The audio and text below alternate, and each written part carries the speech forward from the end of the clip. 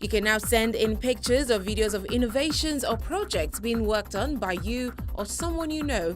All you need to do is download the Channels TV mobile app, launch and tap the menu on the top left, click on the Eyewitness section.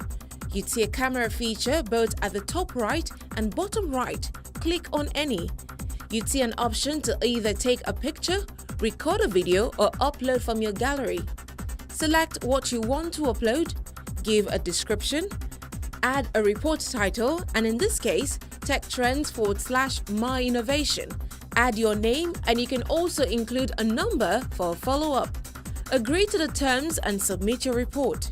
You can also share via our social media handles showing on the screen using the hashtag #MyInnovationOnTechTrends.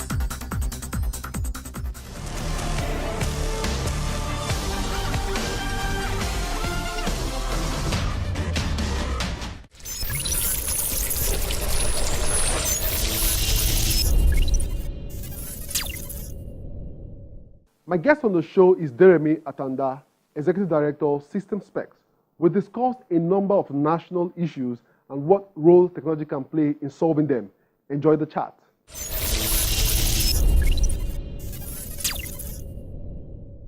Deremi, glad to have you on the show today. Thank you. Nice to see you again. Having spent close to 3 decades in the IT industry, how has the industry evolved and what would you like to see? We've done very well for ourselves. The industry is maturing and it's self-evolving. And you can attest to that by the nature of companies and startups you're seeing on the landscape, which didn't used to be before now. The only bit of it is it's all been largely private sector driven. And so talking about the dimensions of our success, it would have been nicer if government had been at the forefront of promoting this, more on the platform of national policy. But everything put together, you are able to hear more of Nigerians doing spectacular feats in the IT space, more of Nigerian companies attracting interest from global entities, more of Nigerian solutions adopted beyond our own borders. And so everything put together, I think we've done well, but we still have huge potentials to do better. There are a number of national broad issues I'd like us to talk about, starting with the ICT, local content law. How are Nigerians taking advantage of that law? Well, I think if I'm also going to speak to that, it's within the environment of policy in Nigeria that we've seemed to have so many policies that are well-intentioned, but probably not being optimized. And in this instance, it's even has to do about Nigerians taking advantage of opportunities that have been provided for them. That law, by the way, the Logic Act, has been in place since 2010.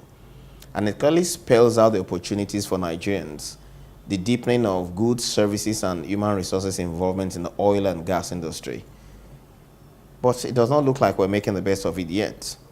And that's within the purview of the Nigerian Content Development Management Board, NCDMB, who I'm aware has put in place a National Content Consultative Forum, NCCF, that encourages local players. By local players, the act is very clear.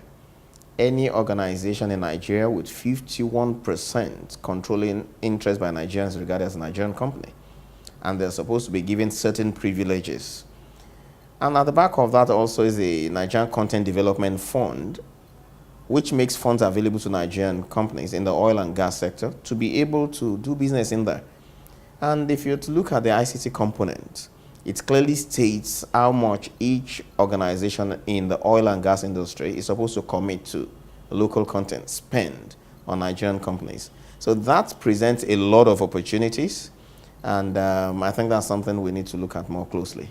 Do you think we have enough robust policies to deal with some of the very advanced technology that is spreading across the world and that is catching up here gradually? In terms of policies, I would not say we are bereft of policies. In fact, there are many good intentions that have been captured in policy documents in Nigeria and laws and regulations. It's just the willpower to make those things work, to back them up effectively.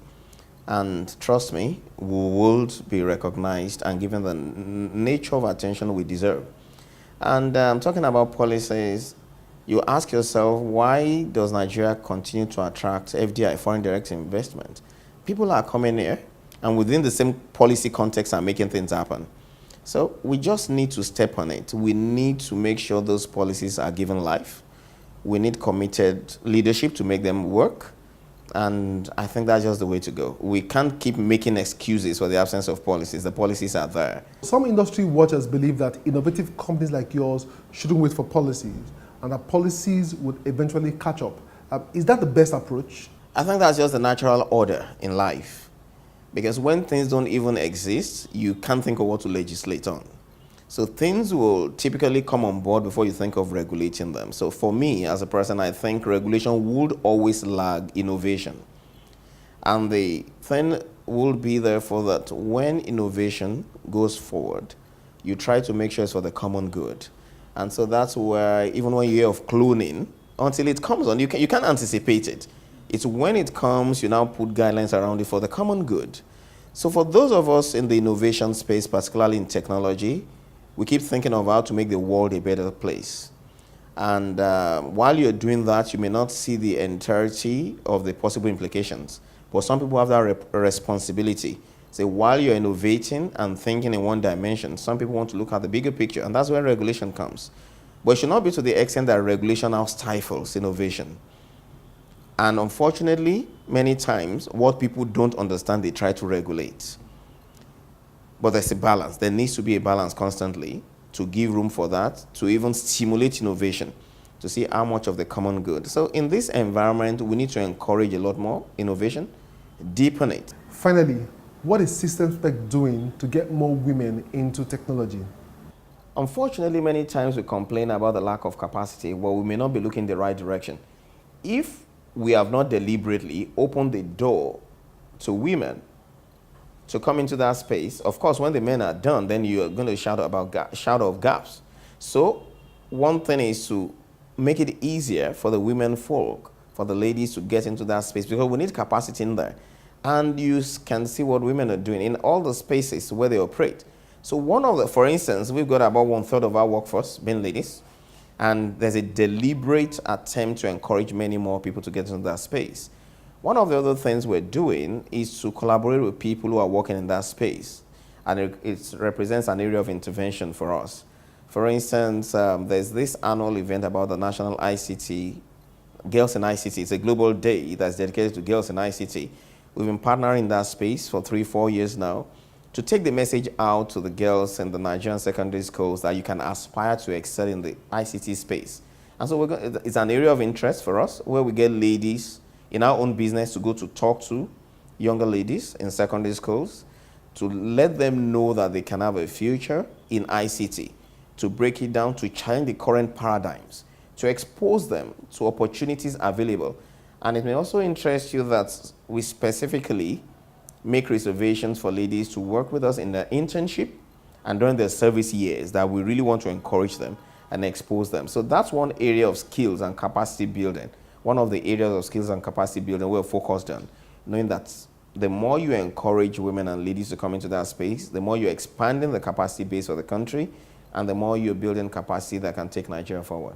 Deremi, it's been an absolute pleasure speaking with you this evening. Thanks for being on the show today. Thank you. It's been nice speaking with you, friend.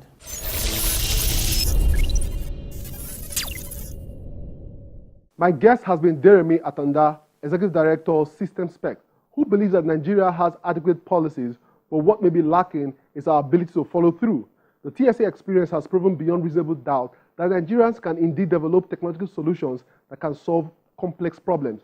An interesting aspect of a country such as ours is that yes, there are challenges, but so are the opportunities. It is up to every startup founder out there to find the problem and seek ways of turning that into an enterprise. It's a wrap on this edition of the show, but the conversation continues online. Join us on social media. Remember, you can watch these and the entire show on the channel's TV YouTube account or by checking out cfablog.ng. For Tech Trends, I'm Chukwemeka Agbata.